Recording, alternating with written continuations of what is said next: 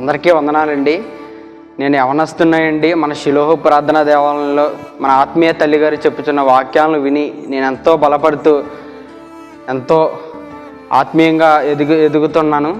అలాగే యవనస్తులందరూ మీ తల్లిదండ్రుల మాటలు వింటి మన ఆత్మీయ తల్లి గారు చెప్తున్న వాక్యాలు విని మీరు కూడా ఎంతో బలపడాలని, మీరు ఎంతోమందిని బలపరచాలని నేను కోరుకుంటున్నాను. అందరికీ వందనాలు.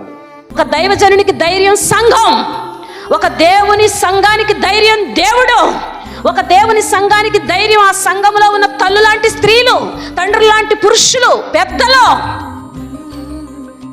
కానీ వాళ్లే ధైర్యాన్ని చెడగొట్టేలా, భక్తిని చెడగొట్టేలా, అడ్డుబండలుగా, ఆటంకాలుగా మారిపోతే ఓడిపోక గెలుస్తారా? ఇలా ఓడిపోయిన సంఘాలు ఎన్నో లోకంలో ఉన్నాయి. ఇలా ఓడిపోతున్న ప్రజలు ఎన్నో కుటుంబాలు లోకంలో ఉన్నాయి. నువ్వు ఓడిపోతున్నావేమో 2025వ సంవత్సరం.